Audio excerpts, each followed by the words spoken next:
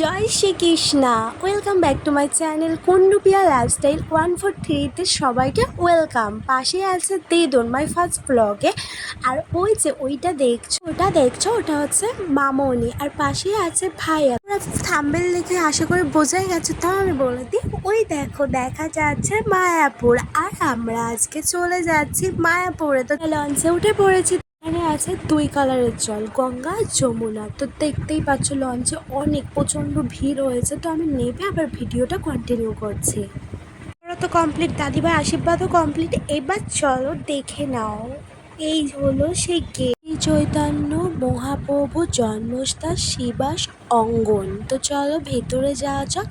তো মায়াপুর ধামে আমরা প্রবেশ করেছি, আর এখান থেকে শুরু হলো সব মন্দির পরপর। জয় বজরংবলী। তো চলো সামনে এগিয়ে যাই। এখান থেকে আমরা টোটো রিজার্ভ করে নিয়েছি, আর এখান থেকে ভিউটা জাস্ট দেখো, জাস্ট অসাম। কি সুন্দর মন্দিরের চূড়াটা দেখা যাচ্ছে। তো চলো আমরা প্রথমে যাব শ্রীকৃষ্ণের জন্মস্থান। চলে এসেছি আমরা শ্রী চৈতন্য মহাপ্রভুর জন্মস্থানে। তো এখানে ভিডিও করা অ্যালাউ নেই, ভেতরের ফোন যেহেতু অ্যালাউ নেই, তো ভেতরগুলো দেখাতে পারবো না, বাট বাইরেরটাও তোমরা দেখো। তো এখানেই আছে। তো চলো সামনে এগিয়ে, তো তারপরে চলে এসেছি শ্রী শিবাস অঙ্গন ভ্রমণে। তো চলো এর ভেতরে আছে শ্রী চৈতন্য। তো এখানে ফোন অ্যালাউ না, ভেতরে ফোন অ্যালাউ না, বাইরে যেগুলো দেখা যায় সেগুলো আমি তোমাদের দেখাচ্ছি। তোমরা দেখো, ভিডিওটা পুরো সম্পূর্ণ দেখবে তোমরা। তো এখন আমরা চলে এসেছি শ্রী চৈতন্য মহাপ্রভু মঠে। তো চলো সামনে দেখে এগিয়ে কী আছে। তো তোমরা যারা যারা আমার ভিডিও দেখছো তারা প্লিজ লাইক সাবস্ক্রাইব করো চ্যানেলটা, আর কমেন্ট করে জানিও কেমন লাগছে আমার ভিডিও, ফার্স্ট ভিডিও এটা। তো এখন এসেছি আমরা সেই চৈতন্য মহাপ্রভুর লীলা প্রদর্শনে। আর এই যে এখানেই আছে সেই চৈতন্য মহাপ্রভু, তো সামনেই আছে। তো চলো সামনে এগিয়ে যাই। এখানকার এখন সব মন্দিরের দরজাগুলো বন্ধ। আর ওই দেখো সামনে যে বৃক্ষটা দেখছো, এটা হচ্ছে তমাল বৃক্ষ। আর এই যে তার পাশেই আছে বৃন্দাবন প্রদক্ষিণ। তো প্রদক্ষিণ করে নিয়েছি আমরা 3 পাক, আর সামনে তার সাথে একটা মালা দিয়েছে। তো আমরাও দিয়ে দিলাম 2 ভাই বোনের মালা। তো মালা দিয়ে প্রণাম করে নিলাম, দিয়ে সামনেই আছে দেখো, এখানে হচ্ছে বিস্কুট দিলে ওগুলো মাছরা খাওয়ানো হয়। তো তার পাশেই আছে মন্দির। তো সামনে এগিয়ে যাব।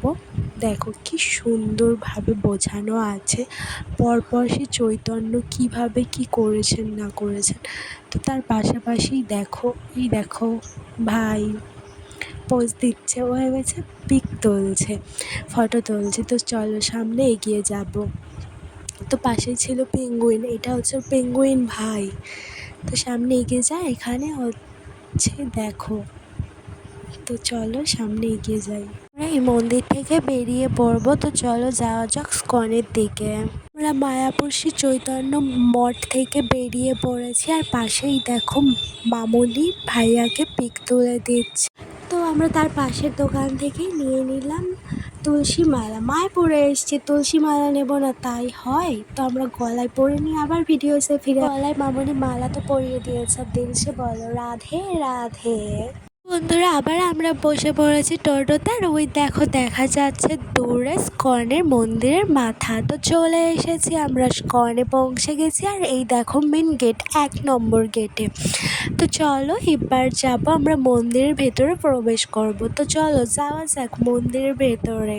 আমরা মন্দিরের ভেতরে প্রবেশ করেছি, আর এই দেখো কি সুন্দর, মানে আমার এই মন্দির ভেতরে প্রবেশ করলে যে মনের ভেতরে যে কি শান্তি চলে আসে, যে এসেছো মায়াপুরে সেই একমাত্র বলতে পারবে। তো চলো সামনের দিকে। তো আমরা শ্রীকৃষ্ণর মহাপ্রসাদ খাওয়ার জন্য কুপন নিয়ে নিয়েছি। তো চলো মহাপ্রসাদ খাওয়ার জন্য যাওয়া যাক। মন্দিরে যাওয়ার কথা যে যে গেছো, যে যে স্কনে এসেছো সেই জানো যে এই রাস্তা দিয়ে হাঁটার সময় শ্রীকৃষ্ণর কথা ছাড়া আর কারোর কথাই মনে আসবে না। তো এই শ্রীকৃষ্ণর কথা, জয় শ্রীকৃষ্ণ, হরে কৃষ্ণ কৃষ্ণ কৃষ্ণ হরে হরে, হরে রাম রাম রাম হরে হরে।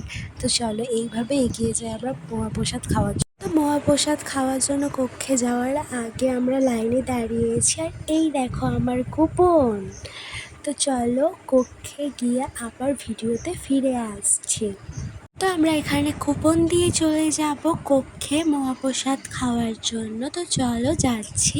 আর এখানে দেখো মহাপ্রসাদ খাচ্ছি। এখানে এখন দেখাচ্ছে কি কত কম, কিন্তু আমরা যখন খেতে বসে গেছি তারপরে কিন্তু জায়গাটা পুরো ভর্তি হয়ে গিয়েছিল। তো চলো এই দেখো ভাত নিয়ে চলে এসছি। আমি এগুলো শুধু ভিডিওতে দেখতাম, একবার আমি নিচে এসছি মহাপ্রসাদ খাওয়ার জন্য। তো চলো আমরা বসে পড়েছি মহাপ্রসাদ খাওয়ার জন্য। আমি মামুনিকে ডাকছিলাম, পাশে আছে দিদুন, ভাইয়া আর ওই যে মামুনি। দেখো সবাই বসে গেছি।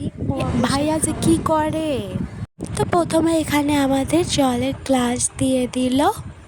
এই দেখো এখানে জলের গ্লাসগুলো কি সুন্দরভাবে দিচ্ছে, আমার কিন্তু দেখে খুব ভালো লাগছিল, তাই আমি ভিডিওটা পুরোটাই করে নিলাম। তো তারপরেই চলে এসছে মহাপ্রসাদ। এই দেখো দিয়ে দিচ্ছে, আমাদের দিচ্ছে এখন খিচুড়ি। এই দেখো।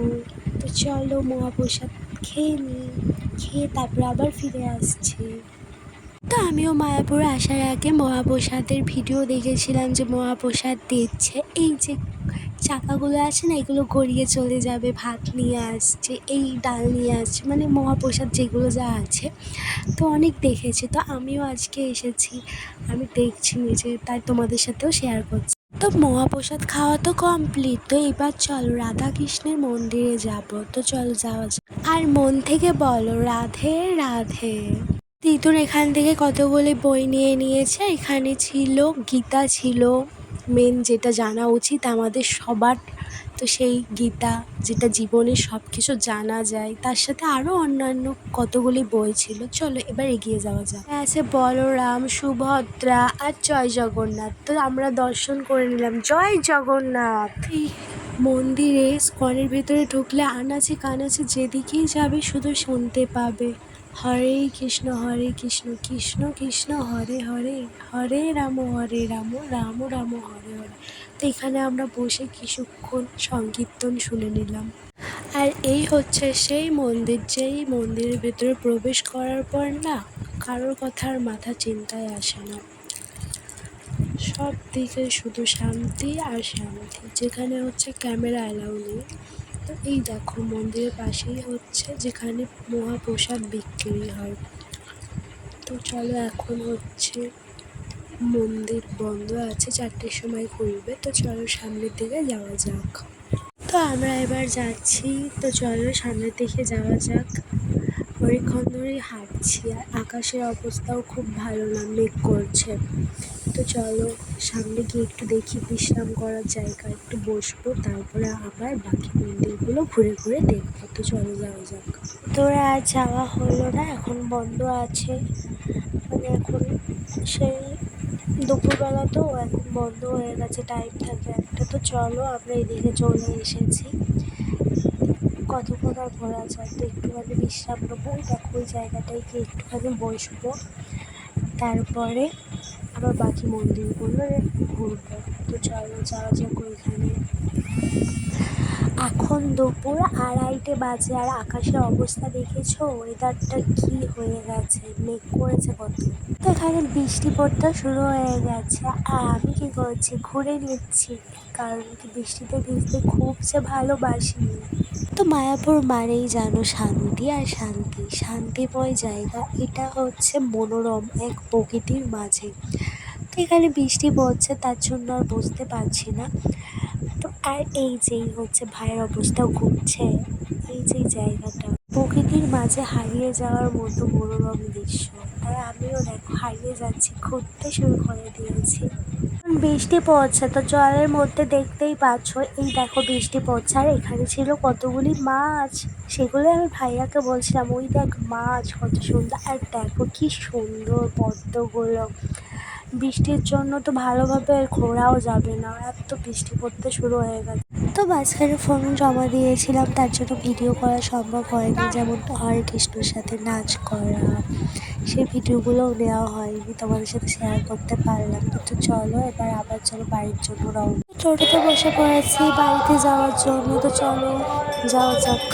তো আমরা টোটো থেকে নেমে লঞ্চে বসে গেছি। তো আর এই দেখো এই দৃশ্যটা তোমাদের সাথে শেয়ার না করে আর পারলাম না। জলের মাছ দিয়ে যাচ্ছি মাঝখান দিয়ে, আর এই দেখো সামনে যে যে দৃশ্যটা মানে মনোরম যে দৃশ্য, জলের মাঝে বসে ওই দেখো লাইট পড়ছে জলে, কী যে সুন্দর লাগছে দেখতে, শেয়ার না করে আর পারলাম না।